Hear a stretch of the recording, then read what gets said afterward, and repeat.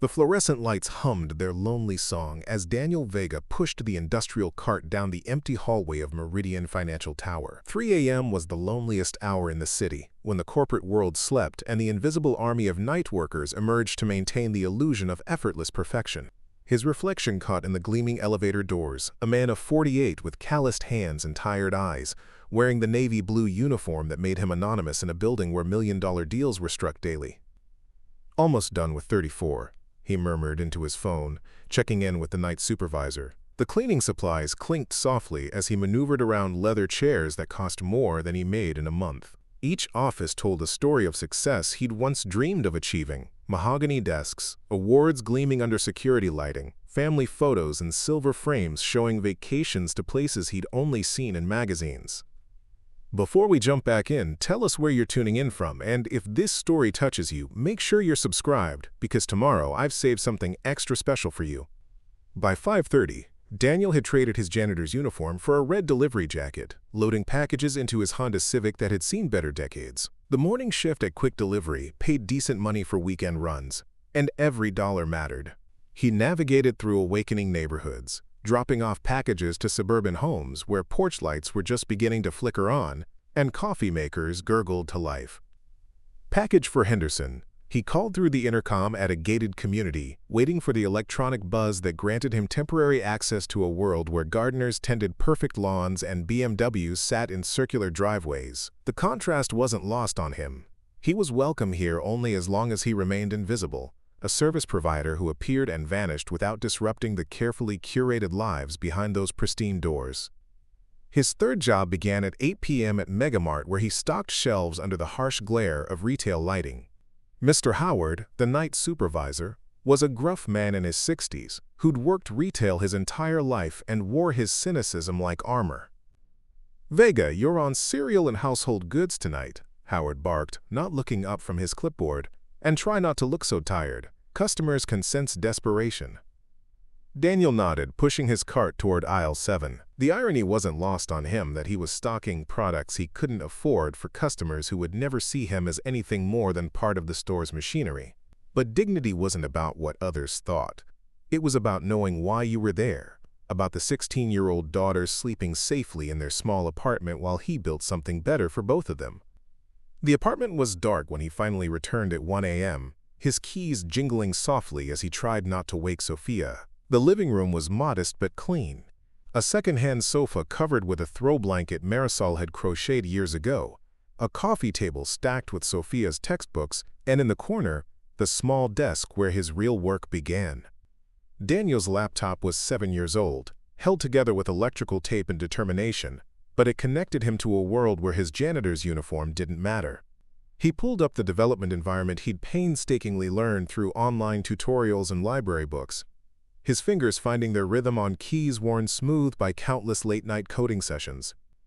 The platform was called Puentes Bridges.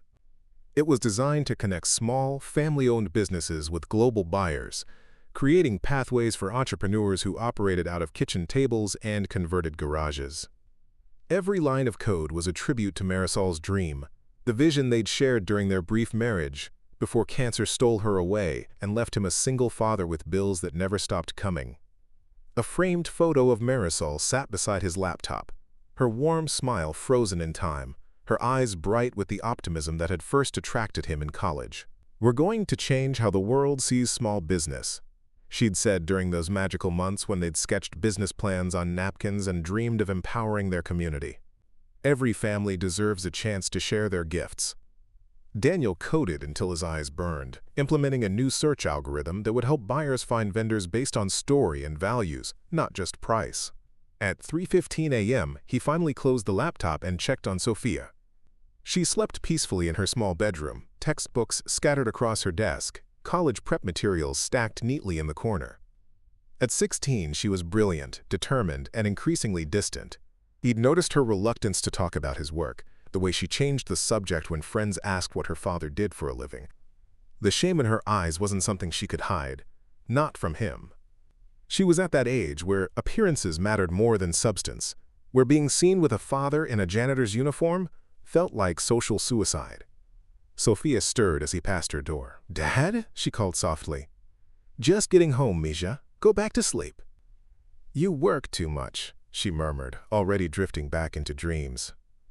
If only you knew, he thought, returning to the living room where his laptop waited. The acquisition emails had been arriving weekly now, venture capitalists who'd somehow discovered Puentes despite his careful anonymity.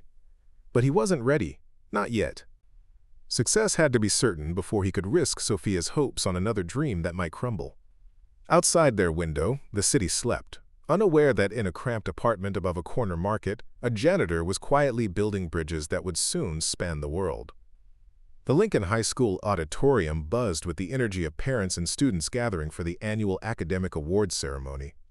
Sofia Vega sat in the third row with her advanced placement classmates, her hands folded carefully in her lap to hide their nervous trembling. She'd won the Mathematics Excellence Award, a moment she'd dreamed about for months. But the joy felt hollow now, overshadowed by the dread pooling in her stomach. She checked her phone for the 5th time in 10 minutes. No messages from her father. He'd promised to make it, but promises were fragile things when you worked 3 jobs and lived at the mercy of other people's schedules. The ceremony would begin in 15 minutes, and empty seats around the auditorium were filling rapidly with families dressed in their Sunday best. "My mom's saving you a seat," whispered Jessica Chen, one of Sophia's closest friends. Jessica's mother was a pediatric surgeon, her father a civil engineer. They drove matching Tesla Model S sedans and lived in a house with a 3-car garage and a pool. "She can't wait to meet your dad, finally." Sophia's throat tightened. "He might be running late. Work, you know." "What does he do again?" asked Marcus Williams, leaning across the row. Marcus was student body president, destined for Stanford on a full scholarship, the son of 2 attorneys who practiced law together and owned a vineyard in Sonoma County. "He's in facilities management," Sophia replied carefully, using the euphemism she'd crafted over months of practice. It wasn't technically a lie. Janitors managed facilities. The truth was just more complicated, more embarrassing than her friends could understand. The auditorium lights dimmed as Principal Martinez took the podium, welcoming families and beginning the ceremony with the junior class awards.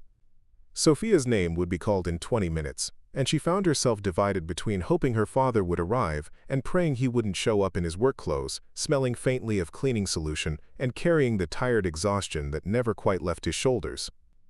At exactly 8:30, as the Mathematics Awards were being announced, the auditorium doors opened with a soft creak.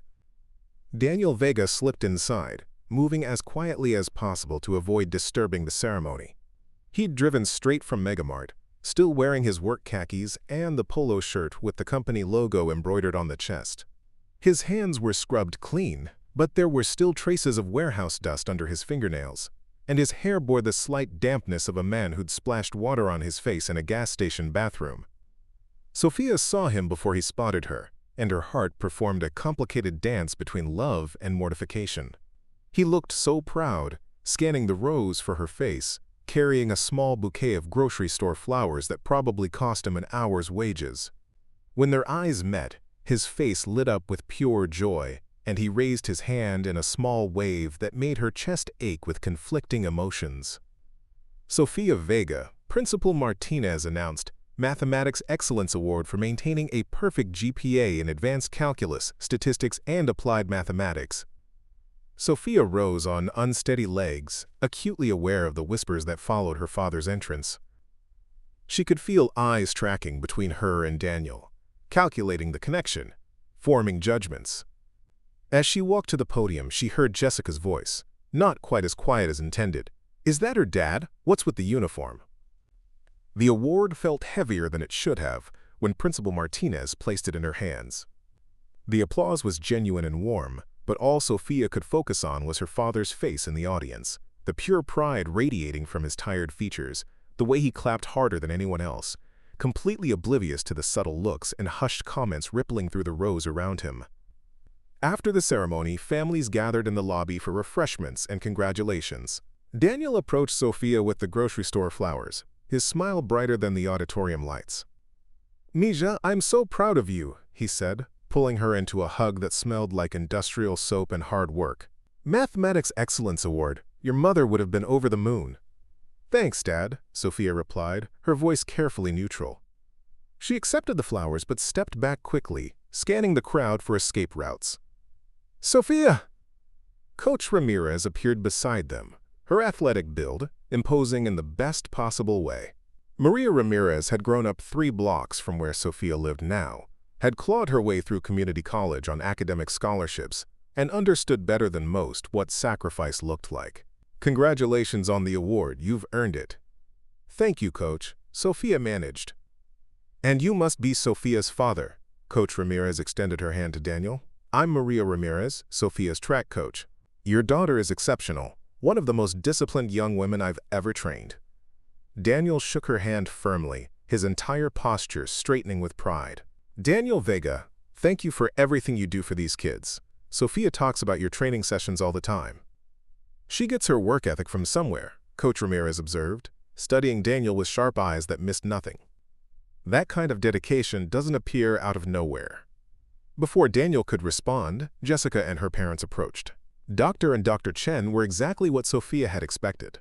Polished, professional, dressed in expensive casual wear that probably cost more than Daniel's monthly rent. "You must be Sofia's father," Dr. Chen said, extending a manicured hand. "We've heard so much about you. I'm Linda Chen, and this is my husband, Michael." "Pleasure to meet you both," Daniel replied, seemingly unaware of their subtle assessment of his appearance. "Sofia speaks very highly of Jessica. Thank you for including her in your family activities." The conversation continued for a few more minutes, perfectly polite on the surface, while Sofia died a small death with each passing second. She could see her father through her classmates' eyes, the older man in work clothes, tired from whatever blue-collar job paid the bills, probably divorced or worse, struggling to provide for his daughter on a limited income. When the Chens finally moved away, Sofia found herself alone with her father and Coach Ramirez, who seemed determined to linger. "I should get going," Daniel said, checking his phone. "Early delivery shift tomorrow, but I wanted to be here for this." He placed a gentle hand on Sofia's shoulder. "I know I can't always make it to everything, mija, but I hope you know how proud I am of what you're accomplishing." Sofia nodded, not trusting her voice. After he left, she stood with Coach Ramirez in the thinning crowd, clutching her award and her grocery store flowers. "He works hard for you," Coach Ramirez observed quietly. "I know," Sofia replied, her voice barely above a whisper. "Do you, though?" The question hung in the air between them, gentle but pointed. "Sometimes we see what we expect to see, not what's actually there." As Sofia walked home that night, her father's flowers wilting slightly in the evening air, she wondered why Coach Ramirez's words felt less like advice and more like a challenge she wasn't ready to understand. The neighborhood print shop sat wedged between a laundromat and a taqueria on Maple Street, its neon sign flickering intermittently in the late evening drizzle. From the outside, it looked like any other small business struggling to compete with online services and chain stores. Inside, however, Luis Ortega had created something special, a workshop where dreams could take physical form, where the smell of ink and possibility hung in the air. Daniel pushed through the back door at exactly 9 p.m., carrying his battered laptop bag and a container of takeout Thai food. The main shop was dark, but light spilled from the back room, where Luis waited at a makeshift conference table constructed from a folding table and 2 office chairs salvaged from a corporate liquidation sale. "You look like death," Luis announced without looking up from his screen. At 45, Luis possessed the kind of street wisdom that came from 20 years of running a small business in a neighborhood that gentrification had forgotten. His hands were permanently stained with ink, his graying beard always slightly unkempt, but his mind was sharp as the industrial paper cutter in the corner. "Feel like it too," Daniel admitted, settling into his chair and opening the container of pad thai. Third shift ran late. "New manager wants to reorganize the entire stockroom system." "They always do." Luis pulled up a chair, his own laptop displaying the Puente's development interface. "But we've got bigger problems. The payment integration is throwing errors again, and I think I know why." For the next 2 hours, they worked side by side in the cluttered back room, debugging code and testing user interfaces while the city settled into its late-night rhythm around them. Luis had never learned formal programming, but he understood small business from the ground up, and his practical insights had shaped Puentes into something genuine rather than another tech solution looking for a problem. "Look at this," Luis said, pulling out a worn manila folder filled with hand-drawn sketches and notes. "I found these in the box you left here last month." Daniel's breath caught. The sketches were Marisol's wireframes and user flow diagrams drawn in her careful handwriting, annotated with thoughts about community building and economic empowerment. She'd visualized Puentes years before the technology existed to build it, seeing connections where others saw only competition. Every transaction is a relationship, Luis read from one of the notes. Success isn't just profit, it's the story of how we lift each other up. He looked up at Daniel with understanding eyes. She was thinking bigger than just a platform, wasn't she? She always thought bigger than me, Daniel replied, touching one of the sketches with gentle fingers. I wanted to build software. She wanted to build bridges between communities. And now you're doing both. Luis closed the folder carefully. The pilot program launches next week. 3 vendors signed up already. Mrs. Rodriguez, with her tamales, that ceramic artist from the university district, and the Somali family with the spice imports. They're all excited. Daniel nodded, but his expression remained troubled. Sophia saw me meeting with someone downtown yesterday. I could see the questions in her eyes. You're going to have to tell her eventually. When it's certain, when I know it won't fall apart like… Daniel's voice trailed off. He'd never spoken directly about the failures that came before Puentes. The startup attempts that had died in their infancy when Marisol got sick, and medical bills consumed everything they'd saved. This is different, Luis insisted. You're different. You built this while working 3 jobs and raising a teenager. You earned this success. At that moment, Daniel's phone buzzed with an email notification. The sender's name made both men pause. Ava Chen, Meridian Venture Partners.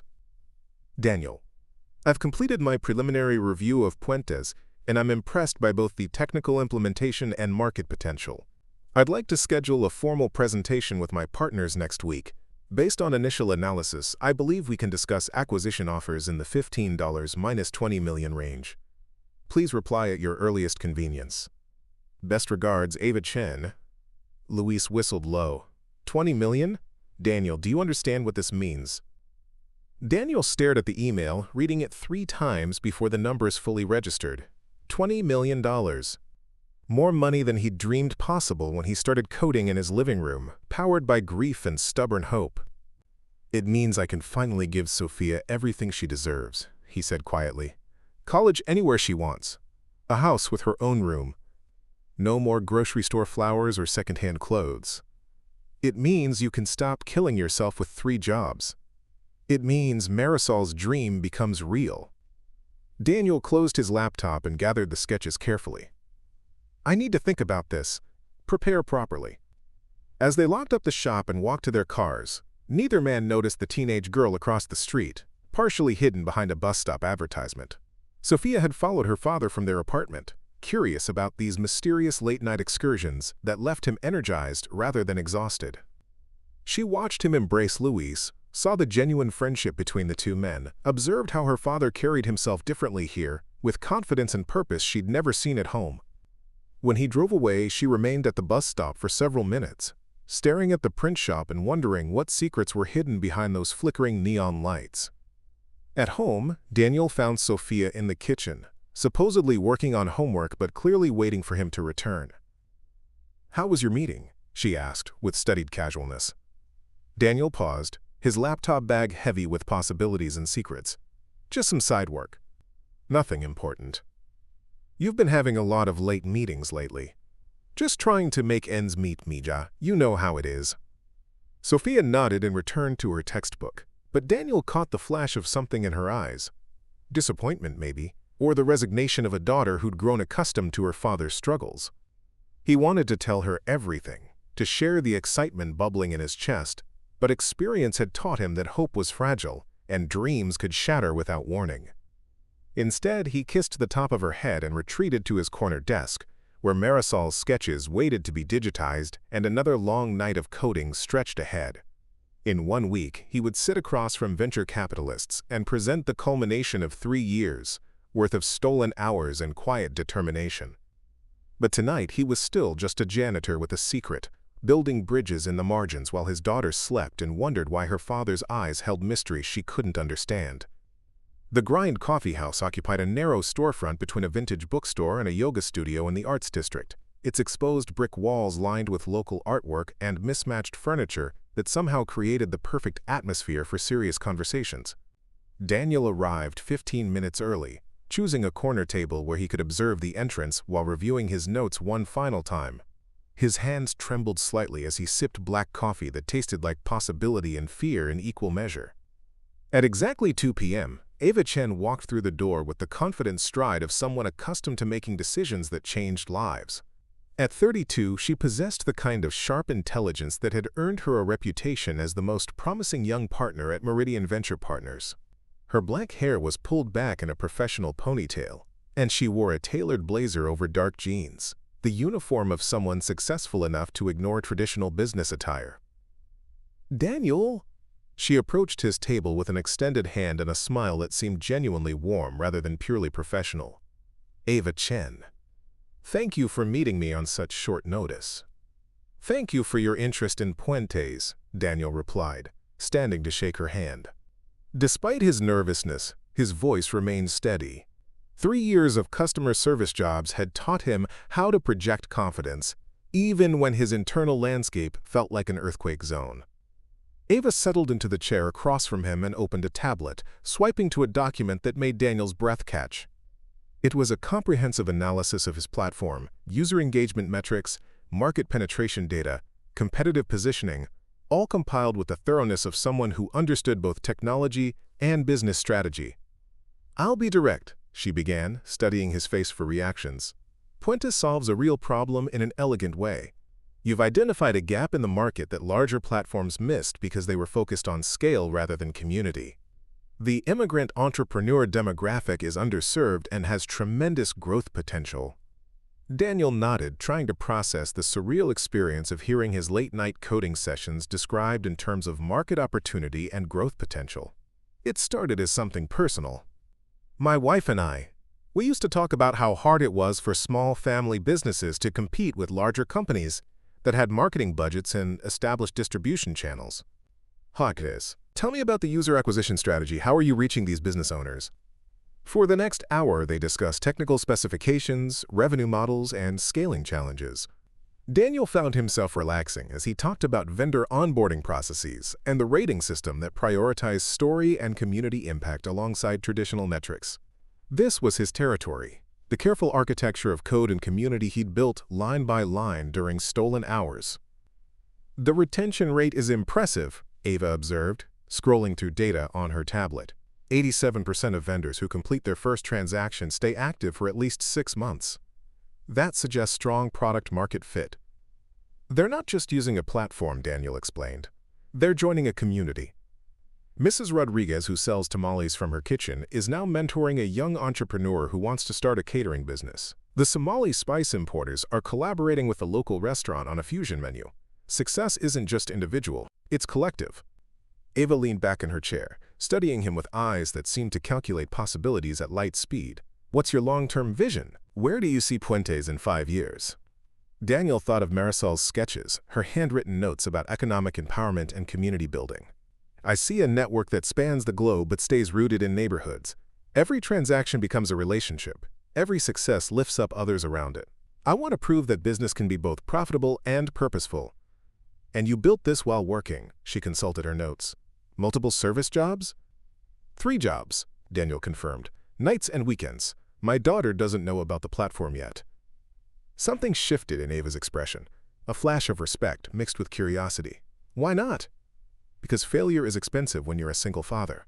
I needed to know this was real before I could risk her believing in it." Ava closed her tablet and leaned forward, her professional demeanor softening slightly. "Daniel, I'm going to be honest with you. I grew up in a family where my parents worked 16-hour days to keep their restaurant afloat. I understand the weight of other people's dreams on your shoulders." She paused, choosing her words carefully. "Meridian Venture Partners is prepared. Preparing and narrating this story took us a lot of time, so if you are enjoying it, subscribe to our channel. It means a lot to us. Now, back to the story. To make a formal acquisition offer, pending due diligence and board approval, we're looking at a range between $15 and $20 million. The number hit Daniel like a physical force, $20 million. Enough to secure Sophia's future, to honor Marisol's memory, to transform Puentes from a side project into a global platform for economic empowerment. "I'll need to see your complete financials, of course, user agreements, vendor contracts, Technical documentation. Can you have everything ready for review by next week? Daniel nodded, not trusting his voice. The coffee shop suddenly felt too small to contain the magnitude of what was happening. There's one more thing, Ava continued, pulling out a business card. I'll need you to present to our full investment committee. It's a formal process. Boardroom, PowerPoint, the works. Are you comfortable with that? I've never done anything like that before. You just did. You sold me on your vision in under an hour, using nothing but passion and data. The boardroom will be the same conversation, just with more people and higher stakes. As they shook hands outside the coffee shop, Daniel felt the weight of transformation settling on his shoulders. 3 blocks away, Sofia Vega stood behind a newspaper stand, having followed her father from their apartment complex.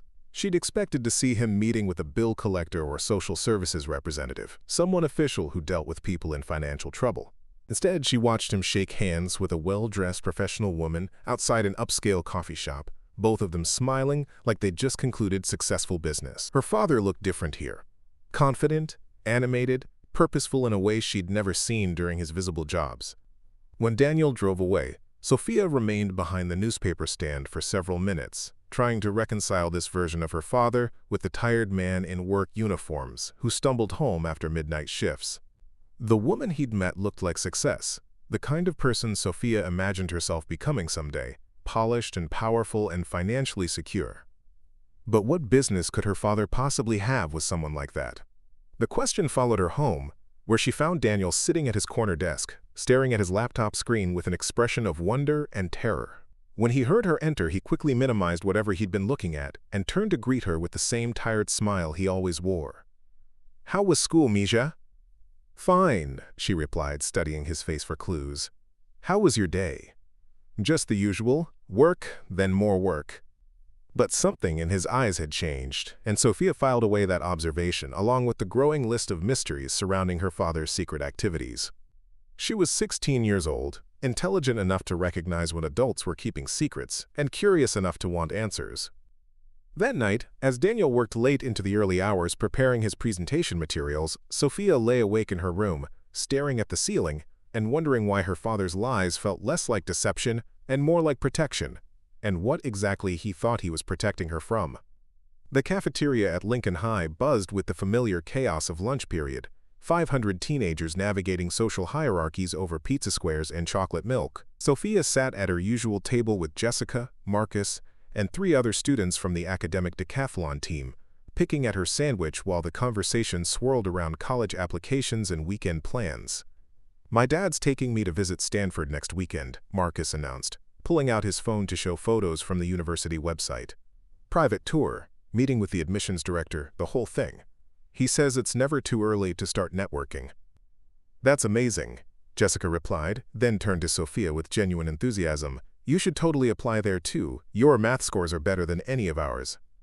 Sofia forced a smile, calculating the financial impossibility of Stanford's tuition against her father's 3-job income. "I'm looking at state schools mostly. More practical." "Come on," Marcus pressed. "Your dad must want you to aim higher than that, right? I mean, what parent doesn't want their kid to go to the best school possible?" The question hung in the air like a challenge Sofia couldn't meet. Her father had never discussed college specifics beyond encouraging her to work hard and keep her grades up.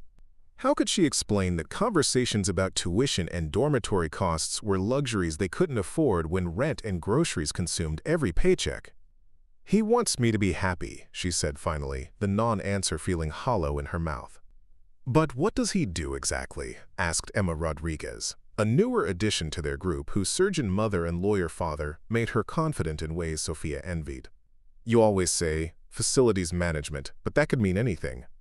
Sofia's throat tightened. The euphemism that had served her for months suddenly felt transparent, like tissue paper disguising an uncomfortable truth.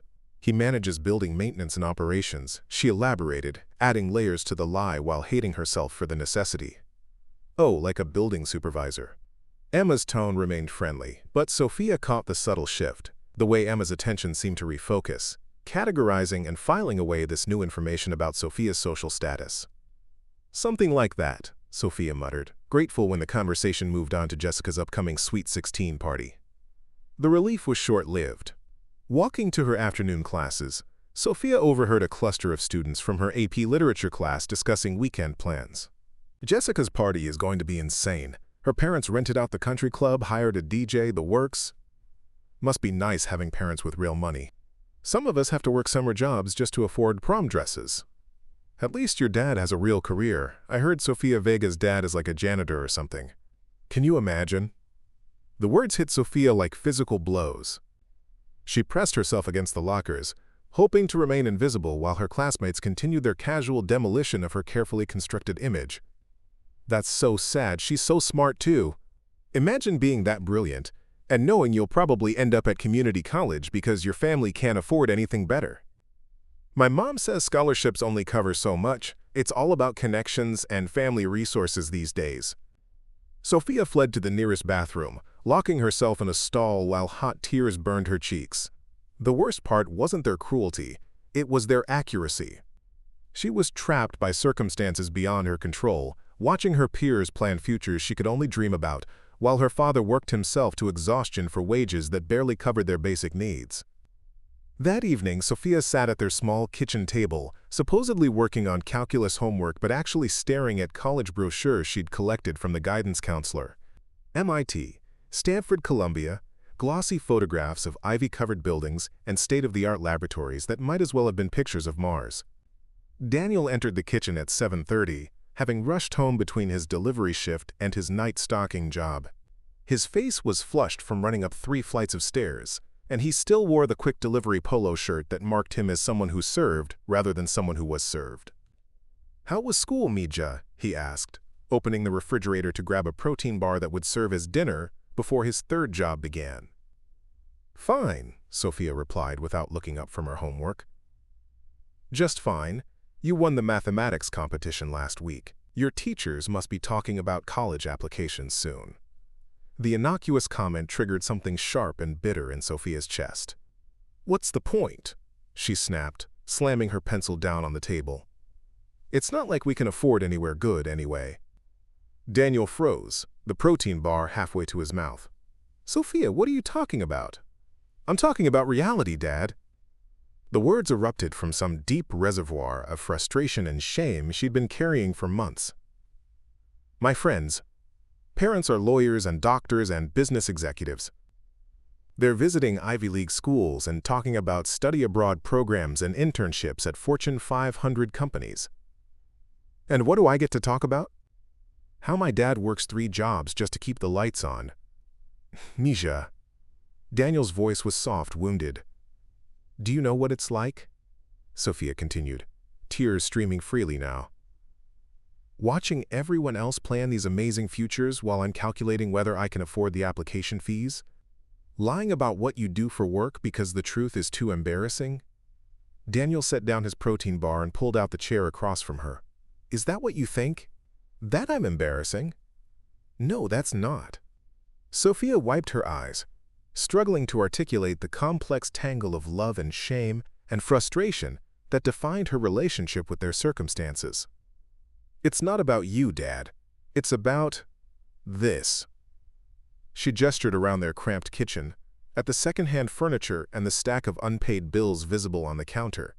"It's about being smart enough to deserve better but trapped by things I can't control. Sophia, listen to me." Daniel reached across the table, but she pulled her hands away. "Education isn't about prestige or connections. It's about knowledge, about growing into the person you're meant to become. You're brilliant, and that brilliance will create opportunities wherever you go. That's easy to say when you've never had to watch your friends get things you can't even dream about." Sophia stood up abruptly, gathering her homework with shaking hands. "I'm going to Emma's house to study. Her mom is helping us with college essays." "Emma Rodriguez? The surgeon's daughter?" "Yes, Dad. The surgeon's daughter who lives in a house with a library, and parents who understand how competitive college admissions really are." Daniel watched his daughter storm toward her room, her words echoing in the sudden silence of their kitchen. He sat alone at the table, staring at the college brochures she'd left behind, each one representing dreams that felt simultaneously within reach and impossibly distant. If only she knew, he thought, touching his phone where Ava Chen's contact information waited. If only she understood that in 1 week he would walk into a boardroom and present 3 years of carefully constructed hope to investors who could transform their lives overnight. But hope was dangerous when you'd already failed before, and Daniel had learned to protect the people he loved from the weight of uncertain dreams. Better to let her think him ordinary than risk disappointing her again. In her bedroom, Sophia threw clothes into her backpack with unnecessary force, preparing for an evening at Emma's house where the parents asked about her future plans with genuine interest, and the Wi-Fi was fast enough to research colleges without interruption.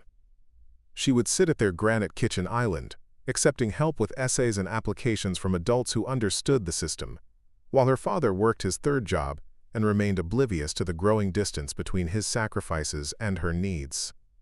The irony was lost on both of them, that as Daniel prepared to reveal his greatest success, Sophia prepared to hide her deepest shame, each protecting the other from truths they thought too painful to share.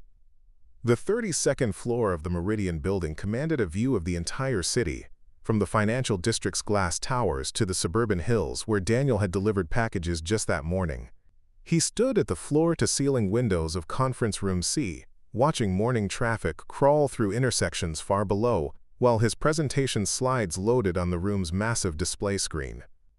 The boardroom itself was a temple to successful capitalism, a polished mahogany table surrounded by leather chairs, each place setting equipped with tablets and crystal water glasses. Abstract art hung on the walls, alongside framed awards and photographs of Meridian's most successful acquisitions. Daniel felt like an imposter in his only good suit, a navy blue outfit he'd bought secondhand for Marisol's funeral and hadn't worn since. Nervous? Ava Chen entered the room, carrying a leather portfolio and 2 cups of coffee. She'd traded her casual coffee shop attire for a charcoal gray power suit that projected authority and competence. Terrified, Daniel admitted, accepting the coffee gratefully. I've never presented to anyone more important than a night shift supervisor. Good. Nervousness keeps you sharp. Ava settled into the chair beside his and opened her portfolio. Remember, they're not here to judge you personally. They're here to evaluate an investment opportunity. You've built something valuable, and they want to understand why. The conference room door opened, and 3 people entered with the confident bearing of individuals accustomed to making million-dollar decisions before lunch. James Morrison, Meridian's managing partner, was a silver-haired man in his 50s whose handshake conveyed both warmth and assessment. Dr. Sarah Kim, the technology specialist, possessed sharp eyes behind designer glasses and a reputation for identifying promising platforms before their competitors noticed them. Robert Martinez, the newest partner, had made his fortune in retail technology before joining Meridian to focus on small business applications. Daniel, welcome, Morrison said, settling into the chair across from him. Ava's been singing your praises for the past week. We're eager to hear about Puentes, directly from its creator. Daniel stood and clicked to his first slide, the Puentes logo, over a simple tagline, "Building bridges, growing communities." His voice was steady, despite the earthquake in his chest. 3 years ago, I started coding in my living room after my daughter went to sleep, he began. I wanted to solve a problem that traditional e-commerce platforms ignored: how to help small, family-owned businesses compete in a global marketplace without losing their local identity. The next 20 minutes flowed like a conversation Daniel had been preparing for his entire life. He walked them through user journey maps, demonstrated the platform's unique rating system that valued community impact alongside profit margins, and shared success stories from vendors who'd grown their customer base by 300% in 6 months. Yakdal. If only she knew, he thought, touching his phone, where Ava Chen's contact information waited. If only she understood that in 1 week, he would walk into a boardroom and present 3 years of carefully constructed hope to investors who could transform their lives overnight. But hope was dangerous when you'd already failed before, and Daniel had learned to protect the people he loved from the weight of uncertain dreams. Better to let her think him ordinary than risk disappointing her again. In her bedroom, Sophia threw clothes into her backpack with unnecessary force, preparing for an evening at Emma's house where the parents asked about her future plans with genuine interest, and the Wi-Fi was fast enough to research colleges without interruption.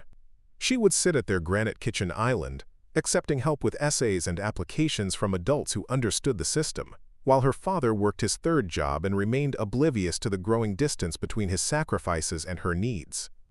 The irony was lost on both of them, that as Daniel prepared to reveal his greatest success, Sophia prepared to hide her deepest shame, each protecting the other from truths they thought too painful to share. The 32nd floor of the Meridian building commanded a view of the entire city, from the financial district's glass towers to the suburban hills where Daniel had delivered packages just that morning. He stood at the floor-to-ceiling windows of Conference Room C, watching morning traffic crawl through intersections far below while his presentation slides loaded on the room's massive display screen. The boardroom itself was a temple to successful capitalism, a polished mahogany table surrounded by leather chairs, each place setting equipped with tablets and crystal water glasses. Abstract art hung on the walls alongside framed awards and photographs of Meridian's most successful acquisitions. Daniel felt like an imposter in his only good suit, a navy blue outfit he bought secondhand for Marisol's funeral and hadn't worn since. Nervous? Ava Chen entered the room carrying a leather portfolio and 2 cups of coffee. She'd traded her casual coffee shop attire for a charcoal gray power suit that projected authority and competence. Terrified, Daniel admitted, accepting the coffee gratefully. I've never presented to anyone more important than a night shift supervisor. Good. Nervousness keeps you sharp. Ava settled into the chair beside his and opened her portfolio. Remember, they're not here to judge you personally. They're here to evaluate an investment opportunity. You've built something valuable, and they want to understand why. The conference room door opened, and 3 people entered with the confident bearing of individuals accustomed to making million-dollar decisions before lunch. James Morrison, Meridian's managing partner, was a silver-haired man in his 50s whose handshake conveyed both warmth and assessment. Dr. Sarah Kim, the technology specialist, possessed sharp eyes behind designer glasses and a reputation for identifying promising platforms before their competitors noticed them.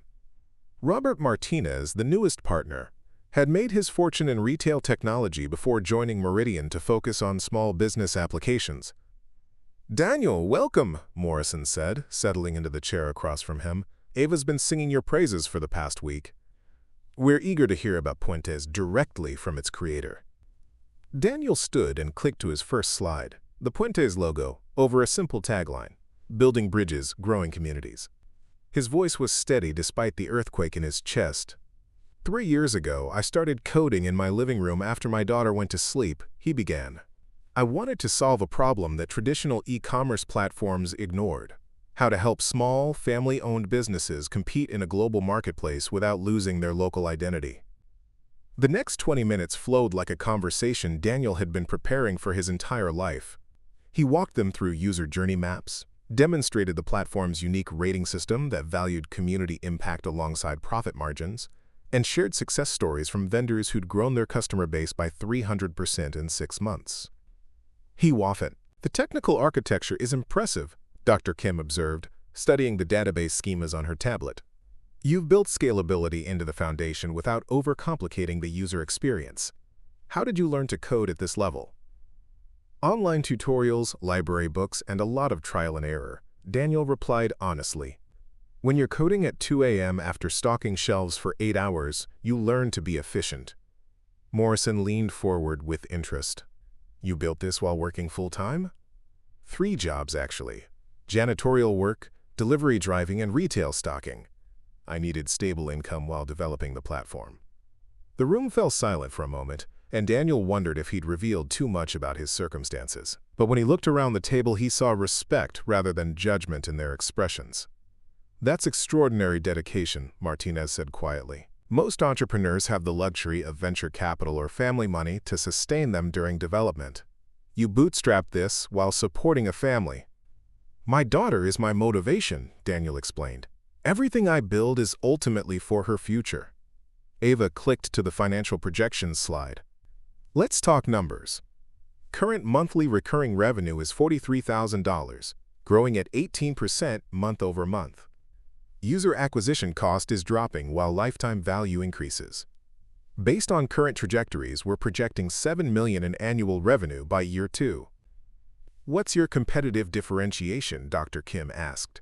Amazon, eBay, and Shopify all serve small businesses. Why will vendors choose Puentes? Daniel had anticipated this question, had lived with it during countless sleepless nights. Because we're not just a platform, we're a community. When Mrs. Rodriguez sells tamales through Puentes, buyers don't just see a product listing. They see her story, her family recipes passed down through generations, her connection to her neighborhood. They're not just purchasing food, they're participating in cultural preservation and economic empowerment.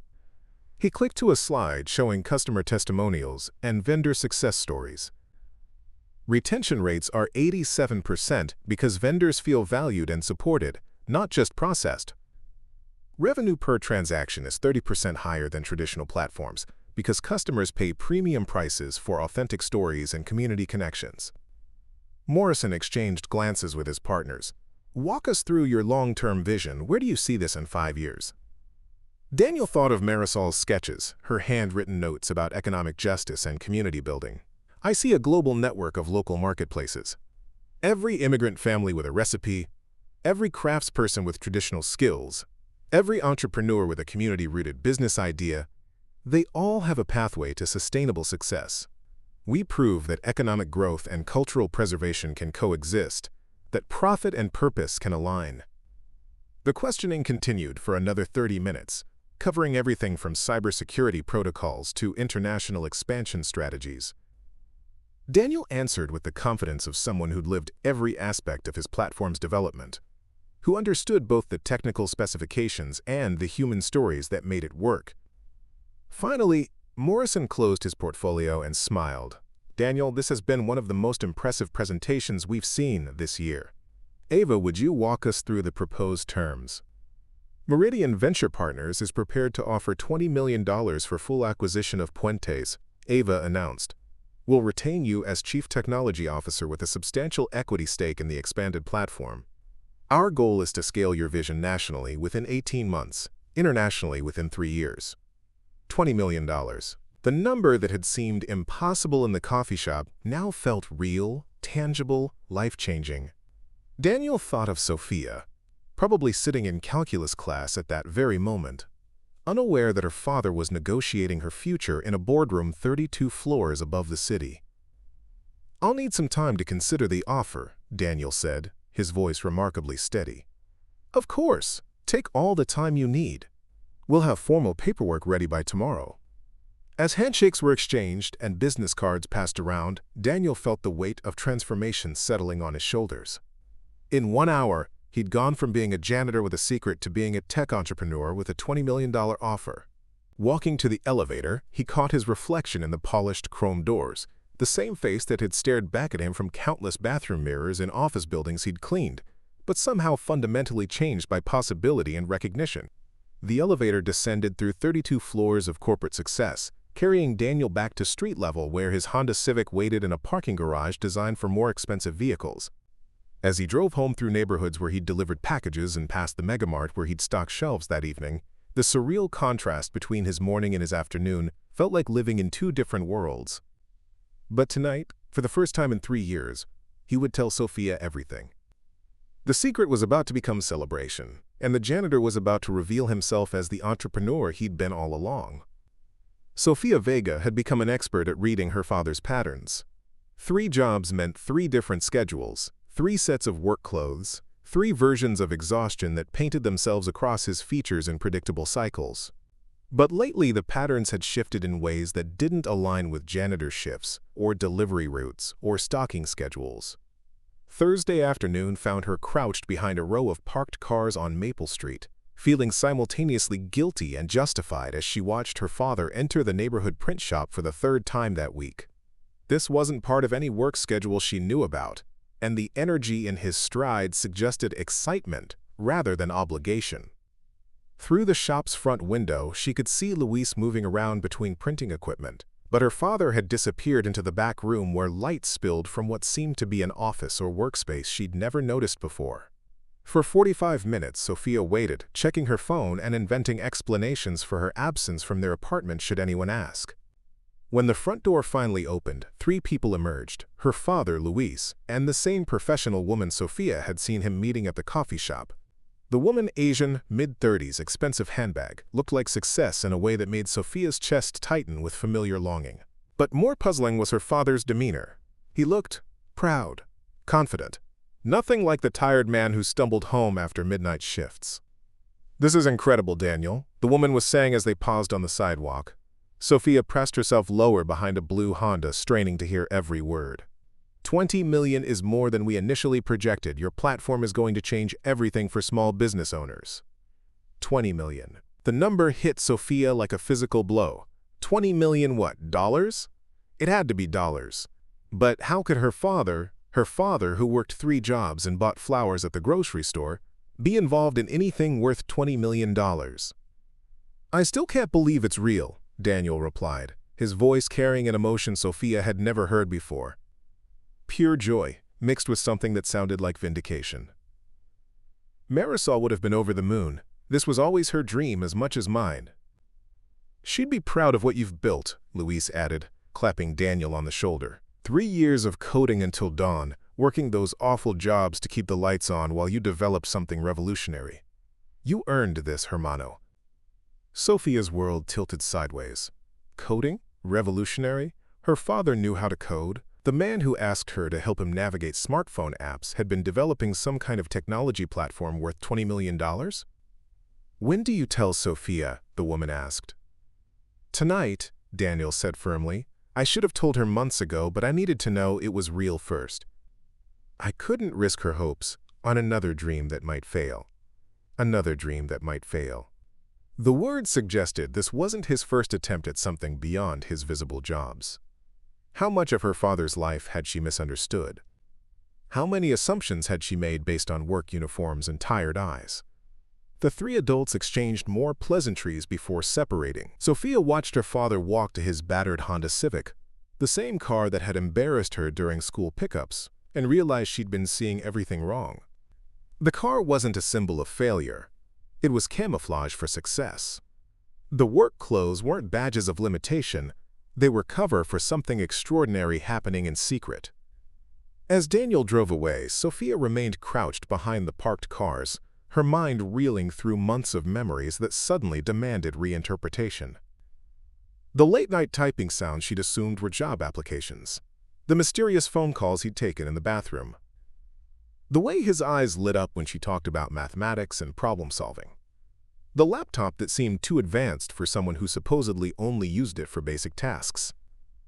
She thought about her explosion the previous night, her cruel words about embarrassment and limitation and trapped circumstances. The memory made her stomach churn with guilt so intense she had to lean against the car for support. While she'd been judging him for his visible jobs, he'd been building something revolutionary in the margins of his exhaustion. But what exactly had he built? And why had he kept it secret for so long? Sophia's phone buzzed with a text from Jessica about weekend plans, but she couldn't focus on anything beyond the revelation that her father's life contained entire dimensions she'd never suspected. She walked home slowly, taking the long route through neighborhoods where she'd seen him making deliveries, past the megamart where he stocked shelves, trying to reconcile the man she thought she knew with the entrepreneur she'd just discovered. The apartment felt different when she entered, charged with secrets and possibilities she was only beginning to understand. Daniel wasn't home yet, probably finishing his delivery shift before returning to discuss the $20 million opportunity she now knew was waiting for them. Sophia went to her room and closed the door, but instead of starting homework, she sat on her bed and stared at the wall, processing the emotional earthquake of the afternoon. Her father's, the man she'd been ashamed to introduce to her friends, was apparently successful enough to attract investors offering life-changing money. Her father, whose work clothes had made her cringe at school events, had been building bridges between communities while she'd been focused on appearances and social status. Her father, whom she'd accused of being trapped by circumstances, had been creating circumstances that would liberate them both. The guilt was overwhelming, but underneath it lay something else: pride. Fierce, complicated, overwhelming pride in a man who'd worked 3 jobs while coding until dawn, who'd kept his dreams alive while ensuring her basic needs were met, who'd built something revolutionary while she'd been embarrassed by his visible sacrifices. When she heard his key in the lock 2 hours later, Sophia's heart hammered against her ribs. She knew what he was going to tell her, but she also knew she had to let him share his triumph on his own terms. After years of protecting her from uncertain dreams, he deserved the joy of revealing his certain success. "Sophia," his voice called from the kitchen, "can you come out here? I need to talk to you about something important." She took a deep breath, preparing to act surprised while her world had already fundamentally shifted. Tonight, her father would stop being a janitor with a secret and become an entrepreneur with a daughter who finally understood his worth. But first, she had to figure out how to apologize for seeing only his exhaustion while missing his extraordinary determination. She had to find words for the shame that came not from his circumstances, but from her failure to recognize his true character. "Coming, Dad," she called back, walking toward a conversation that would redefine everything she thought she knew about sacrifice, success, and the man who'd been quietly changing the world while she'd been worried about appearances. The kitchen table had become a battlefield of emotions, with takeout containers from Chen's garden serving as neutral territory between father and daughter. Daniel had ordered Sophia's favorite dishes, orange chicken, vegetable lo mein, pot stickers, as if good food could soften the magnitude of what he was about to reveal. But Sophia could barely taste anything, her stomach twisted with guilt and anticipation as she waited for him to find the words that would transform their relationship forever. "Mija," Daniel began, pushing his food around his plate nervously, "I need to tell you something I should have shared a long time ago." Sophia set down her chopsticks and forced herself to meet his eyes. "What is it, Dad?" "For the past 3 years I've been working on something. A project. A business, actually." He paused, studying her face for reactions. "I know you think I just work the jobs you see, cleaning offices, making deliveries, stocking shelves. And I do work those jobs. But there's something else I've been building in my spare time." The careful way he spoke told Sophia he'd rehearsed this conversation, had probably practiced different versions while driving between jobs or during brief breaks at work. She wanted to tell him she already knew, wanted to spare him the difficulty of revelation, but something held her back. Maybe he needed to say the words as much as she needed to hear them properly. "What kind of business?" she asked softly. Daniel stood up and retrieved his laptop from the corner desk, setting it on the kitchen table between them like an offering. "It's called Puentes. It means bridges in Spanish. It's a platform that connects small, family-owned businesses with customers around the world." He opened the laptop and navigated to the Puentes homepage. Sophia stared at the screen, seeing her father's work through new eyes. The interface was elegant, professional, clearly the product of countless hours of careful development.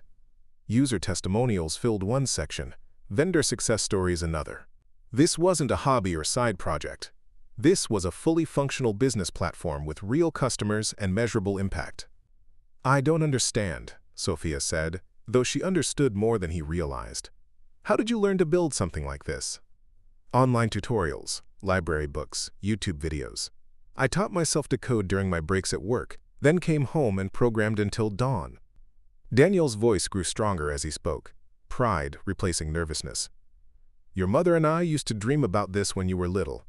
She wanted to help immigrant families grow their businesses, to create connections between communities. After she died, I put the dream away because I needed to focus on keeping us afloat." Sophia's throat tightened at the mention of her mother. She remembered fragments of conversations between her parents when she was young, discussions about fairness and opportunity and helping people achieve their dreams. She'd thought those conversations were just abstract idealism, not blueprints for actual change. "But I couldn't let go of the idea completely," Daniel continued. "So I started coding. First, just learning the basics, then building small programs, finally developing the platform piece by piece. Luis let me use the back room of his print shop as an office. I spent every free hour working on it." "Dad!" Sophia's voice cracked. The weight of what she'd discovered that afternoon, combined with the memory of her cruel words the night before, threatened to overwhelm her completely.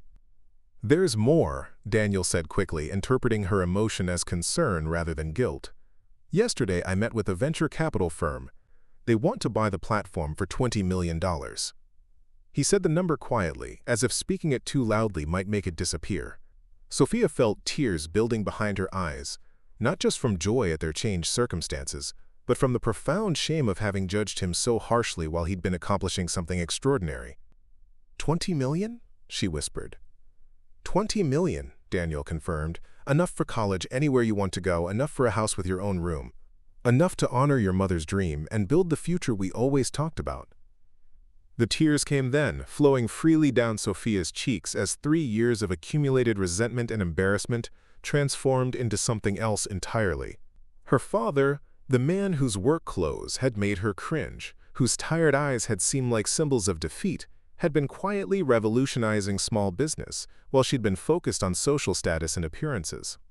"I followed you," she blurted out, the words escaping before she could stop them. Daniel's expression shifted from pride to confusion. "What?" "This afternoon, I followed you to the print shop. I heard you talking with that woman about the $20 million. I heard Luis congratulating you." Sophia wiped her eyes with the back of her hand, unable to meet her father's gaze. "I've been such an idiot, Dad, such a terrible daughter."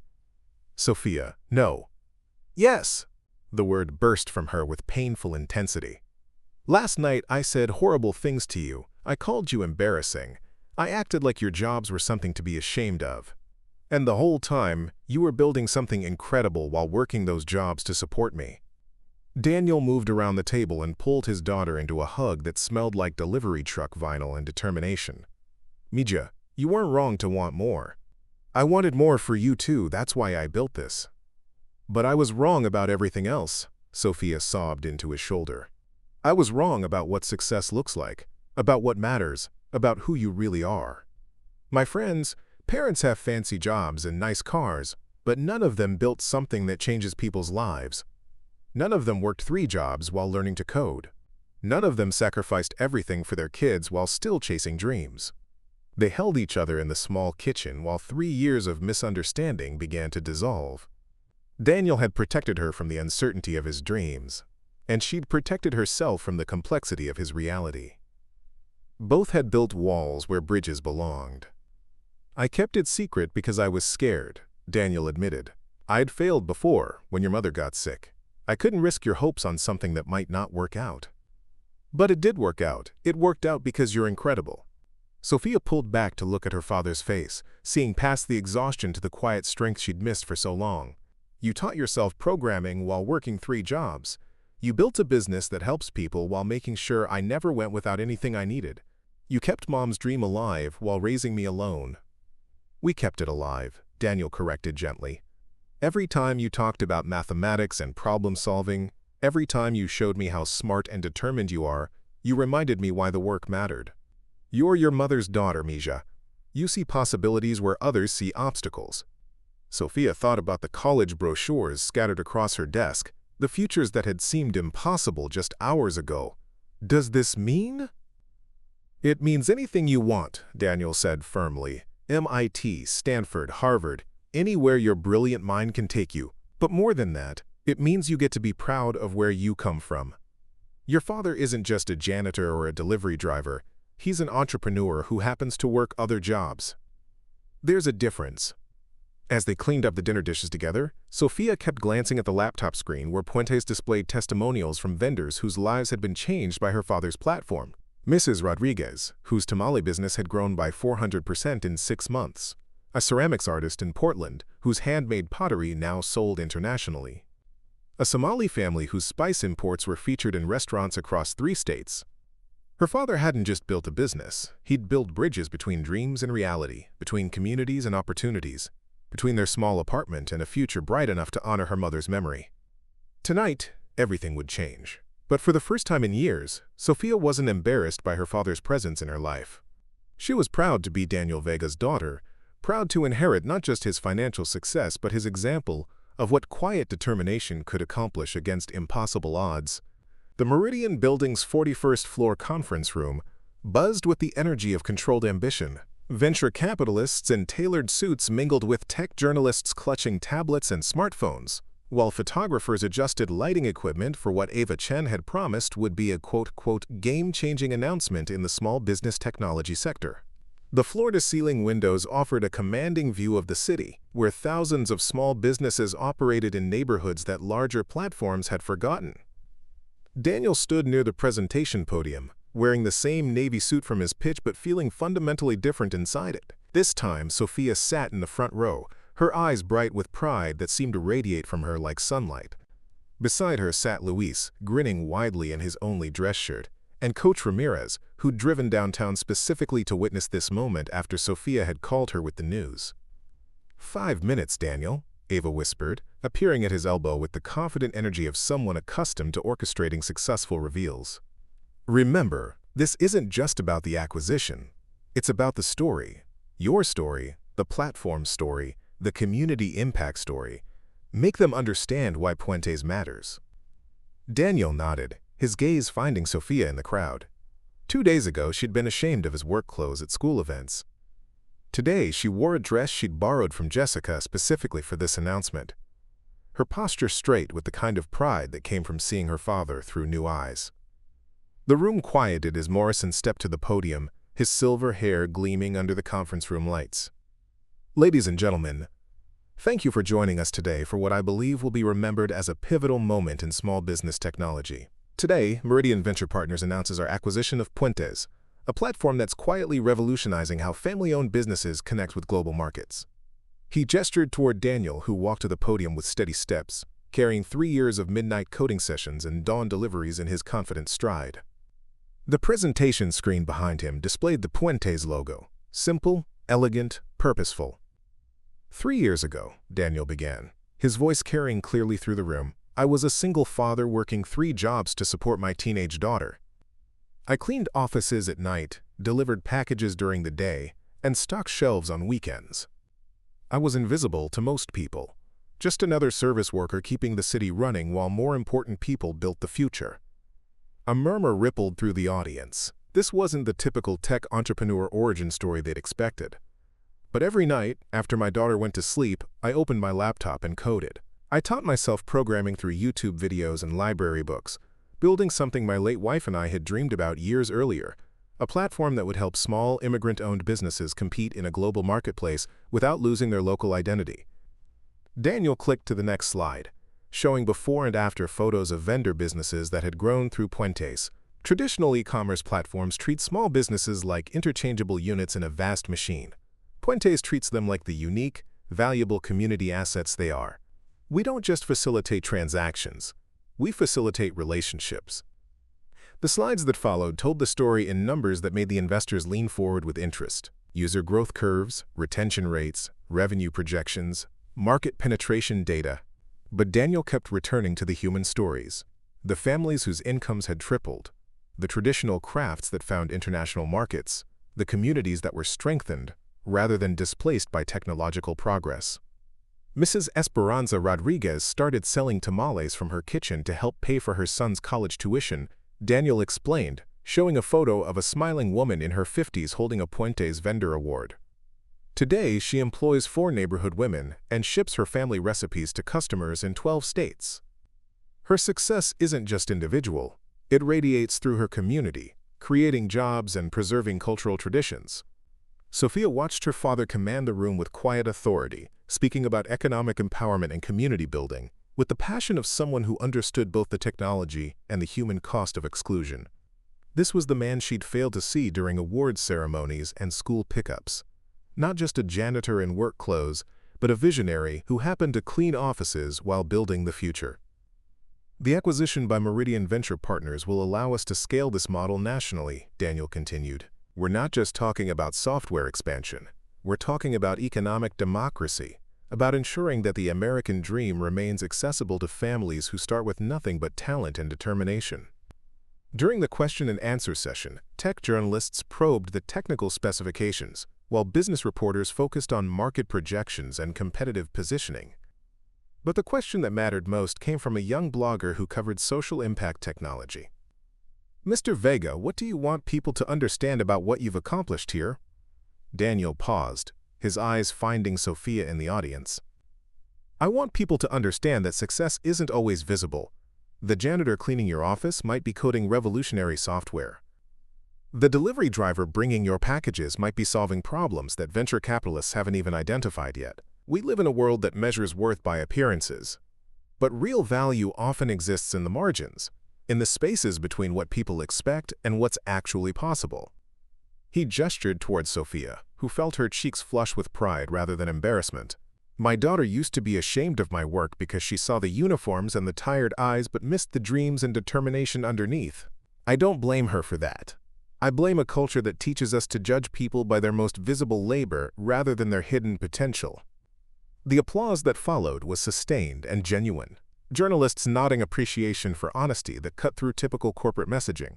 As Daniel concluded his remarks and opened the floor for networking, Sophia approached the podium with tears threatening to spill from her eyes. "Dad," she said, her voice barely above a whisper, "I'm so proud of you." "I'm proud of you too, Mija. Proud of how you've grown, how you've learned to see beyond surfaces, to understand what really matters." Luis appeared beside them, beaming with the satisfaction of someone whose faith had been vindicated. 3 years of watching you code until your eyes bled, and now look at this. Marisol would be over the moon. Coach Ramirez joined their small circle, her athletic frame imposing even in dress clothes. "Sophia, I hope you understand what you've witnessed today. Your father didn't just build a business. He built an example of what's possible when talent meets determination meets purpose." As photographers captured the moment and reporters requested follow-up interviews, Sophia realized this wasn't just her father's triumph. It was her education in recognizing worth that existed beyond appearances. She'd spent months being embarrassed by his visible jobs, while missing the invisible work that would change their lives and honor her mother's memory. The late afternoon sun streamed through the conference room windows, illuminating a family that had learned to see each other clearly for the first time in years. Outside, the city continued its daily rhythms, unaware that in one glass tower, a janitor had become an entrepreneur, a daughter had learned to see beyond surfaces, and a late woman's dream had finally found its wings. Tonight, they would celebrate. Tomorrow, they would begin building bridges that spanned not just the gap between small businesses and global markets, but between who people appeared to be and who they actually were. 6 months after the acquisition announcement, the community center on Maple Street hummed with the energy of possibility. Vendors from across the city had gathered for the first annual Puentes Small Business Fair, their colorful booths displaying everything from hand-woven textiles to artisanal chocolates to innovative tech accessories designed by immigrant engineers. The spring afternoon sun streamed through the center's tall windows, illuminating a celebration that felt both local and global, rooted in neighborhood connections while reaching toward international markets.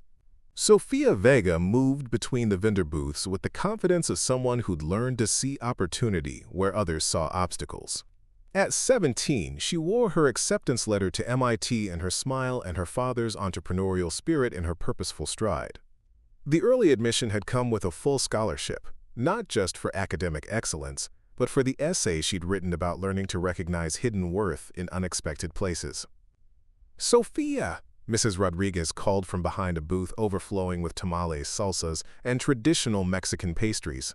The woman who'd started as Puente's first vendor now employed 8 neighborhood women and had just signed a distribution deal with a regional grocery chain. "Come try the new mole recipe. Your father helped me set up the online ordering system last week."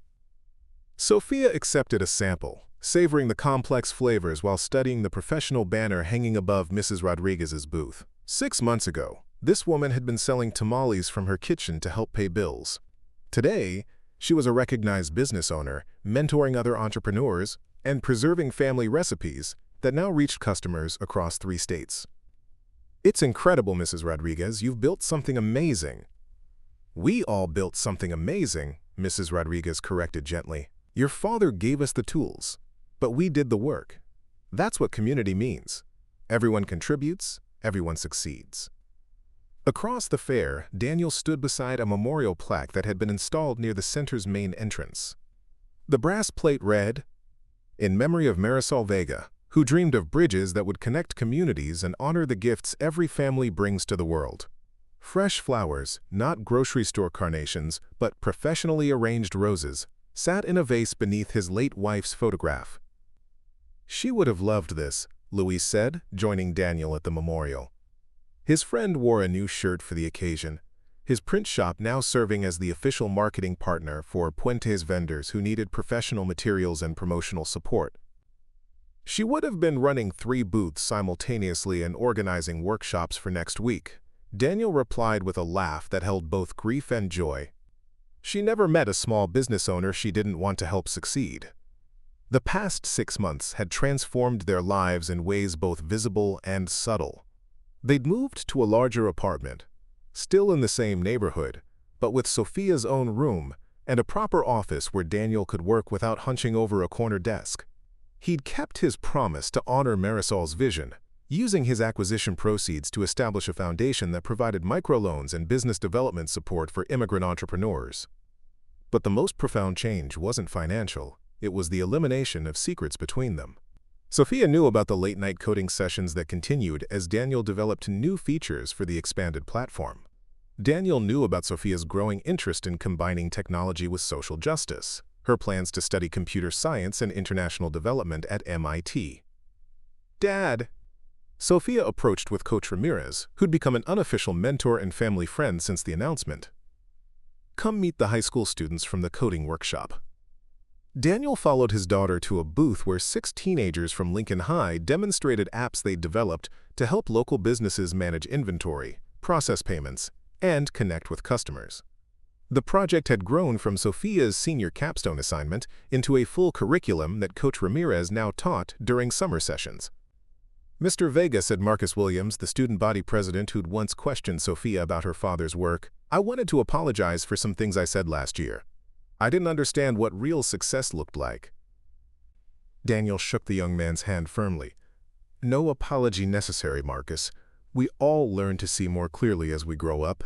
The important thing is staying open to changing your perspective when you discover new information." As the afternoon progressed, the fair became a showcase for everything Puentes had accomplished. Ava Chen arrived with a documentary crew that was filming the platform's impact for a series about technology and social justice. Local politicians posed for photos with vendors whose success stories had become talking points in discussions about economic development and immigration policy. But for Daniel, the most meaningful moment came when Sophia took the small stage to address the gathered crowd. She'd volunteered to speak about the next generation's role in building inclusive economic systems, and watching her command attention with the same quiet confidence he'd displayed in boardrooms felt like witnessing his own transformation reflected through her growth. "6 months ago, I thought success meant escaping where you came from," Sophia began, her voice carrying clearly through the community center. "I thought my father's work was something to be ashamed of because it didn't look like what I imagined achievement should be." The crowd quieted, drawn by her honesty and the vulnerability that made her words feel authentic rather than rehearsed. "What I learned is that real success isn't about appearances, it's about impact. It's not about the clothes you wear to work, but about the work you do when no one's watching. My father taught me that the most revolutionary thing you can do is believe in someone else's potential when the world has written them off." She gestured toward the vendor booths surrounding them. Every business represented here started with someone who refused to accept that their circumstances defined their possibilities. They found ways to grow, to contribute, to build bridges between their dreams and reality. That's what America is supposed to be about. Not just success for people who start with advantages, but opportunity for everyone willing to work for it. The applause was sustained and genuine, but Daniel barely heard it.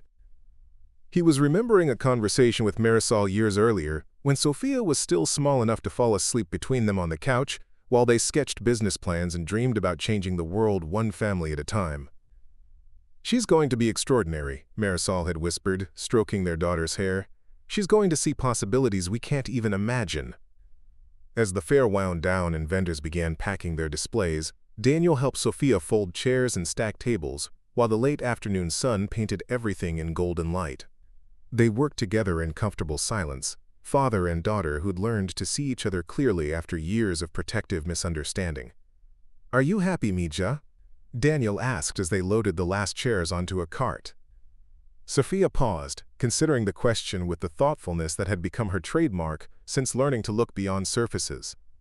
"I'm proud," she said finally. "Proud of what you built, proud of what we've learned, proud of what comes next." As they drove home through neighborhoods where Daniel had once delivered packages and cleaned offices, Sophia watched the city pass by with eyes that now recognized potential in unexpected places. Tomorrow, she would start her final semester of high school. In the fall, she would begin studying at MIT, carrying her father's example of hidden worth and her mother's vision of community empowerment into whatever future she chose to build. But tonight, they would have dinner in their apartment above the corner market, where everything had started with the widowed father's refusal to let circumstances define his daughter's possibilities. The laptop would remain closed, the coding could wait, and for once, the present moment felt sufficient to contain all the dreams they'd transformed into reality. 2 weeks after the final gavel fell in courtroom 305, Ethan sits on a park bench watching Lily navigate the playground with the fearless determination that has always defined her. The afternoon sun filters through autumn leaves, painting everything in warm gold that feels like hope made visible. For the first time in months, they have nowhere urgent to be, no lawyers to meet, no testimony to prepare. They're just a father and daughter, enjoying an ordinary Tuesday afternoon. "Daddy, watch this!" Lily calls from the top of the climbing structure, her backpack decorated with patches from various veterans, organizations bouncing as she moves. She's become something of a celebrity at school since the news coverage, but more importantly, she's regained the carefree confidence that the custody battle had gradually eroded. Ethan waves encouragingly, then returns to the letter in his hands, one of dozens he's received since the story went national. This one is from a Marine stationed in North Carolina, whose wife was denied emergency medical assistance by a charity that promised to help military families. The pattern is becoming clear. Marcus's network extended far beyond what they exposed in court. His phone buzzes with a text from Sam, "FBI wants to meet tomorrow." 3 more charities under investigation. Your testimony helped break this wide open. Another message follows immediately from Captain Price. Pentagon reached out. They want to brief you on supply chain security improvements. Your case might prevent future thefts. Ethan sets the phone aside, overwhelmed by the scope of what they've unleashed. What began as a desperate fight to keep his daughter has evolved into a federal investigation spanning multiple states and potentially saving millions in veterans' benefits from future theft. "Mr. Cole," a woman's voice interrupts his thoughts. He looks up to see a middle-aged veteran in a wheelchair approaching, her movements precise despite obvious difficulty. "I'm Linda Vasquez. I wanted to thank you." "Thank me?" "My son was killed in Afghanistan in 2020. I applied to 3 different veterans. Charities for help with his burial expenses and grief counseling. All 3 denied my applications. Said there was no funding available." Her voice trembles slightly. "Yesterday, the FBI called. Turns out all 3 charities were part of Marcus Hale's network. The money donated in my son's memory was stolen." Ethan stands, his heart heavy with the weight of yet another victim's story. "Mrs. Vasquez, I'm so sorry. Your son's sacrifice deserved better." "That's just it. Because of your courage in exposing this, the government is going to prosecute everyone involved, and they're setting up a victim compensation fund. I might finally be able to afford the headstone my boy deserves." She reaches into her purse and pulls out a folded newspaper clipping. "This is the article about your case. I'm keeping it in my son's memorial box because it proves that someone finally stood up for families like ours." After she leaves, Ethan sits quietly processing the encounter. Lily returns from the playground, her cheeks flushed with exercise and joy. "Who was that lady, Daddy?" "Someone whose son was a hero, just like the people we helped by telling the truth." Lily considers this seriously. Is Uncle Marcus going to jail for a long time? It's a question she's asked several times, and Ethan has tried to answer honestly without burdening her with adult complexities. "Yes, sweetheart. He did things that hurt a lot of people, including soldiers like Daddy's friends. When people do those kinds of things, they have to face consequences." "Good," she says with the moral clarity that only children possess. "People who hurt soldiers should get in trouble." They walk home together, Lily chattering about her school day and the upcoming Veterans Day presentation where she's been chosen to read a poem about military families. Their small apartment has been transformed in recent weeks. Flowers from well-wishers fill the kitchen table, children's drawings from schools across the country cover the refrigerator, and a small mountain of letters from grateful veterans creates a shrine of sorts in the living room. That evening, Doc Simmons joins them for dinner, a tradition that started when Ethan realized the old veteran was spending too many nights alone with microwave meals. Doc has been transformed by the case almost as much as Ethan, his long-delayed benefits finally approved and a new sense of purpose evident in his bearing. Got a call from a reporter today. Doc announces as Lily serves him her famous grilled cheese sandwich. Wants to do a follow-up story about veterans getting help through the Victim Compensation Fund. How many people have been approved so far? Ethan asks. Over 300, with more applications coming in daily. That's 300 veterans who thought they'd been forgotten, now getting the help they always deserved. After Lily goes to bed, the two men sit on the small balcony overlooking the parking lot where this all began. The ordinariness of the view, other apartment buildings, families going about their evening routines, provides a strange comfort after months of courtrooms and federal investigations. You know what the hardest part is? Ethan says quietly. Knowing this was happening all along, and if Marcus hadn't gotten greedy and tried to take Lily, it might have continued for years. Maybe, Doc replies, but I think you're underestimating something important. You volunteered at the VA for 3 years, helping veterans navigate the system. You would have noticed the patterns eventually. Men like you don't ignore injustice, even when it's convenient. Sam arrives with pizza and a bottle of wine to celebrate what she calls the end of Phase 1. Her investigation has expanded far beyond Marcus's operation, revealing a network of fraudulent charities that may have stolen tens of millions in donations meant for veterans and active military personnel. The FBI briefing tomorrow is going to be interesting, she says, settling into a lawn chair they've dragged onto the balcony. They want you to testify before a Senate subcommittee about charity oversight and veteran benefit security. Senate testimony? Ethan feels the familiar weight of unwanted attention. I just wanted to keep my daughter and help a few veterans. I never signed up to be the face of veterans' rights. Maybe that's exactly why you're the right person for it, Doc observes. You're not a politician or an activist with an agenda. You're just a father and a veteran who refused to let corruption hide in the shadows. Later, after Sam and Doc have left, Ethan sits at his kitchen table with Lily's scrapbook open before him. She's been adding newspaper clippings about the case, alongside the old stories from other veterans about her father's kindness. The juxtaposition of public recognition and private moments creates a narrative that feels both surreal and deeply meaningful. On the final page, she's drawn a picture of him in his dress uniform, the silver star prominently displayed on his chest.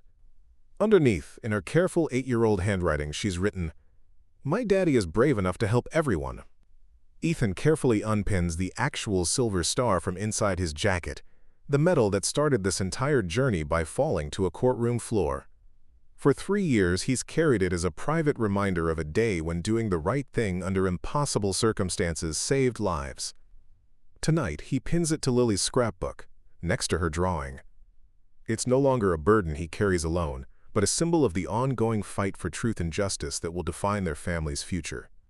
Tomorrow, he'll testify before senators about preventing veteran benefit fraud. Next month, he'll speak at a veterans advocacy conference about spotting charity scams. But tonight, he's simply a father whose daughter believes he can help everyone, and who's beginning to believe she might be right. Outside, the city settles into evening rhythms. Somewhere, other veterans are getting help they thought would never come. Somewhere, federal agents are building cases against criminals who thought they were untouchable. And in a small apartment where truth proved stronger than money and power, a decorated soldier and his 8-year-old daughter plan their next adventure in making the world a little more just. The medal gleams against the scrapbook page, no longer hidden but proudly displayed, a promise that their fight for others is just beginning. Up next, you've got 2 more standout stories right on your screen. If this one hit the mark, you won't want to pass these up. Just click and check them out. And don't forget to subscribe and turn on the notification bell so you don't miss any upload from us.